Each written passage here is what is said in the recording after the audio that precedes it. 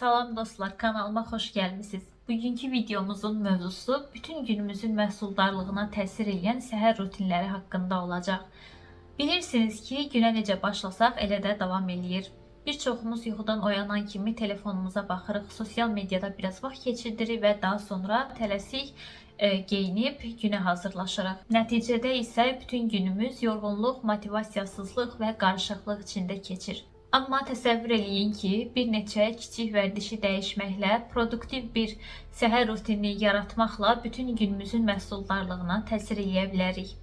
Araşdırmalar göstərir ki, sabah saatlarında ardıcıl kiçik rituallar beynə nə gözlədiyini bilirəm siqnalı verir. Bu kortizolun, yəni stres hormonunun daha balanslı qalmasına kömək eləyir. Beynimiz gün ərzində məhdud sayda yaxşı qərar verdiyinə görə səhərin standart olması nə geyinim, nə edim, nə yeyim kimi xırda qərarları avtomatlaşdırır. Eyni zamanda səhərlər yataq yığmaq, qısa gəzinti, su içmək kimi kiçik hərəkətlər beynin dopamin dövranını tənzimləyir. Bu da gün ərzində motivasiyanı artırır. Səhər rutinləri beyni yükləmir, əksinə hazır vəziyyətə gətirir. Xüsusən də qısa meditasiya, stretching və ya təmiz hava bunu daha da gücləndirir. Beynin diqqət mərkəzini aktivləşdirir. Həm də sabah günəş işığına çıxmaq serotonin və melatonin ritmlərini də balanslaşdırır. Hazırsınızsa gəlin birlikdə məhsuldar bir səhər rutini yaradaq. Produktiv səhər rutinimizi yaradarkən təbii ki, ilk addımımız erkən qalxmaq olacaq. Bilirəm ki, bir çoxumuz bu mövzuda çox çətinlik çəkirik, amma bu özümüzlə apardığımız mübarizənin ilk qələbəsi olacaq. Gecə sadəcə 20 dəqiqə tez yatıb 20 dəqiqə erkən oyanmaq çox da böyük fərq yaradırmış kimi görünməyə bilər, amma bu bizə yuxu rejimimizi sabit saxlamaqda kömək olacaq.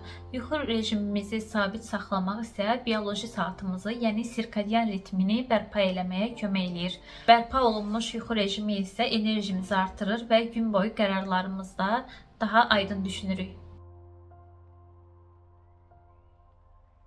Səhər erkən oyandıqdan sonra eləyəcəyimiz ilk iş bədənimizi hərəkətə keçirməkdir. Bu sadəcə səhər idmanı olsun deyə deyil, həm də zehni aktivliyi üçün lazımlıdır. Beynimiz hərəkətə keçdikcə daha çox oksigen alır və daha yaxşı fokuslana bilirik. 5-10 dəqiqəlik qısa yoga hərəkətləri və ya stretching ya da sadəcə balkonda 10 dəqiqə hava almaq belə yetərlidir. Burada məqsədimiz mükəmməl səhər idmanı rutini yaratmaq deyil, sadəcə beynimizi oyatmaqdır. Çünki hərəkətlər beyni, beyin isə zehni oyadır. Ruhumuzu oyatdıqdan sonra isə indi sıra zehni tərəfimizi oyatmaqdadır. Dəftərinizə və ya telefonunuzun not hissəsinə də yaza bilərsiniz. Gününüzün 3 prioritetini yazın.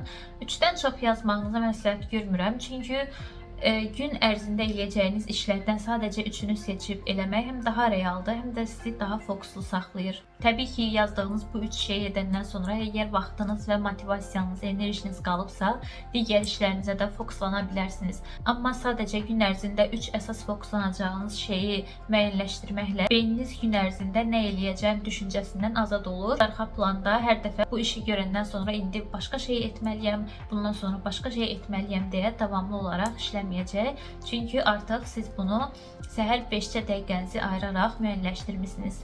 Gördüyünüz kimi səhər rutini saatlarla davam edən bir mərasim deyil. Kiçik addımlar böyük dəyişikliklər yaradır. Bu rutini sadəcə bir həftə yoxlayın və dəyişimin sadəcə səhərlərinizdə deyil, bütün gününüzə necə təsir elədiyini görəcəksiniz. Əgər bu video sənə motivasiya verdisə, videonu bəyənməyi, şərhlərdə öz səhər rutinini paylaşmağı unutma. Sənin fikirlərin başqalarına da ilham ola bilər. Gələn videoda görüşərik. Hər səhərimiz yeni bir başlanğıcdır.